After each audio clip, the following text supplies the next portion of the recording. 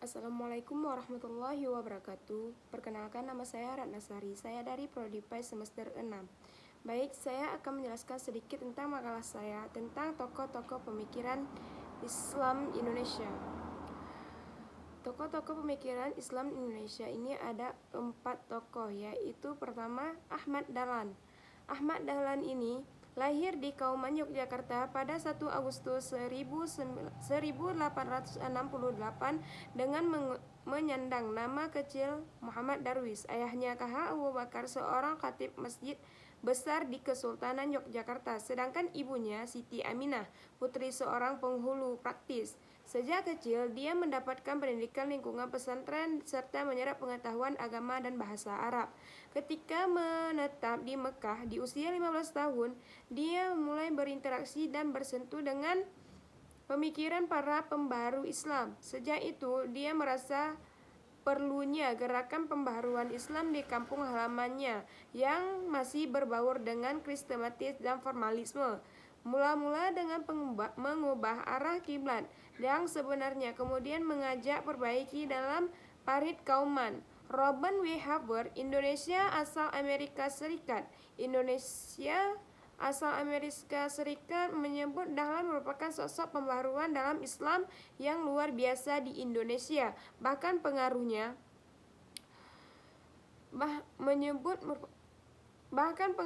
melampaui batas puncak pemikiran Muhammad Abduh di Mesir. Ahmad Dahlan wafat di Yogyakarta pada 23 Februari 1923 dan dimakamkan di Karangkuncen, Yogyakarta. Tokoh yang kedua yaitu Ahmad Sukarti. Ahmad Sukarti dilahirkan di Pulau Arku, daerah Donggala, Sudan pada tahun 1875. Sempat mengenyam pendidikan di Al-Azhar atau Mesir dan Mekah. Sukarti kemudian datang ke Jawa pada Maret 1911.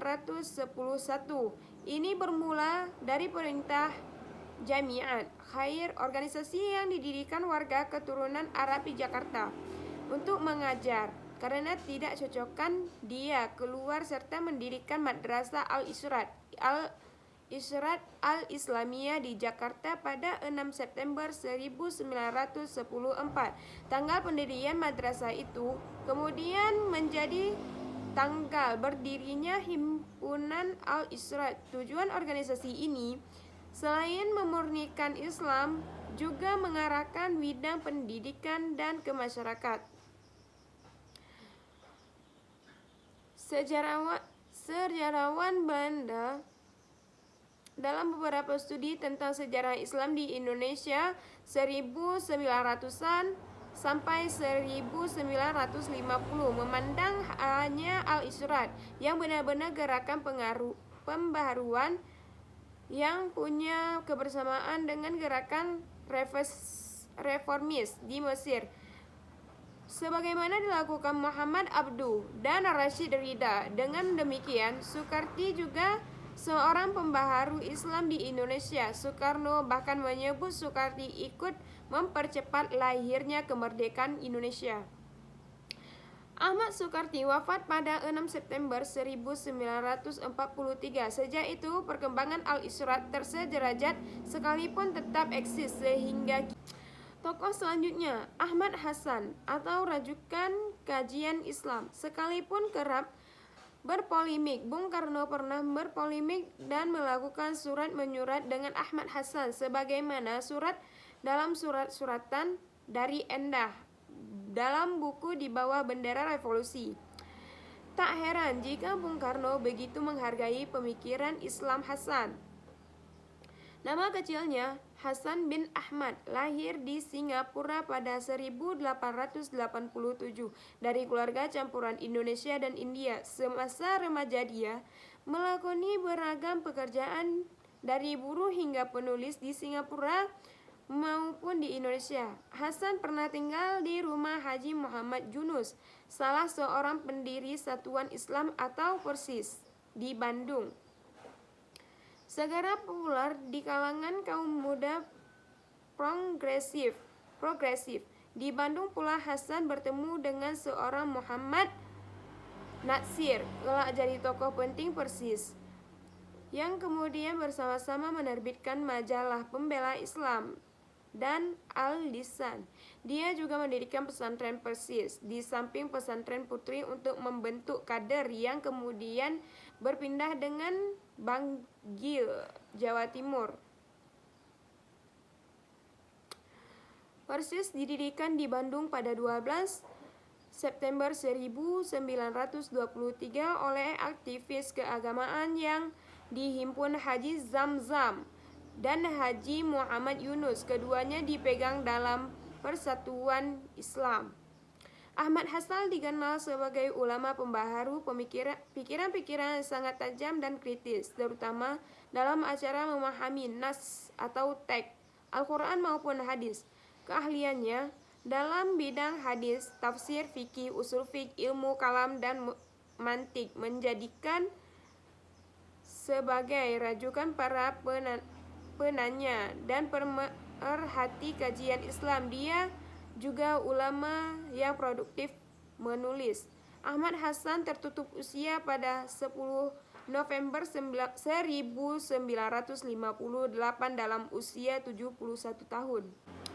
Tokoh yang keempat, K.H. Hashim Asy'ari, menjaga tradisi pesantren. Dia lahir pada 14 Februari 1871 di Desa Ngedang, Jombang, Jawa Timur. Hashim Asy'ari adalah pendiri Nadlatul Ulama, artinya kebangkitan ulama, organisasi Islam terbesar di Indonesia. Dia mendirikan bersama Kai Wahab Syahbullah pada 31 Januari 1926 guna mempertahankan faham bermazhab dan membendung faham pembaharuan. Hashim pernah belajar pada Syekh Mahfuz asal Termas, ulama Indonesia yang jadi pakar ilmu hadis ulama di Mekah. Ilmu hadis inilah yang kemudian menjadi spesialisasi pesantren Tebureng yang kelak didirikan di Jombang sepulang dari Tanah Suci. Lewat pesantren ini K.H. Hashim melancarkan pembaharuan sistem pendidikan keagamaan Islam tradisional. Dia memperkenalkan pengetahuan umum dalam kurikulum pesantren, bahkan sejak tahun 1926 ditambah dengan bahasa Belanda dan sejarah Indonesia dalam buku tradisi pesantren.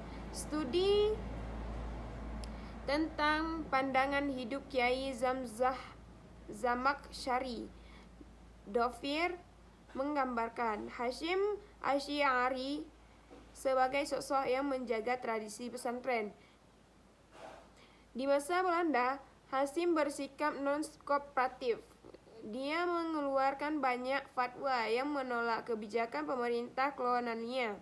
Yang paling spektakuler adalah fatwa jihad wajib hukumnya bagi umat Islam Indonesia berperang melawan Belanda. Fatwa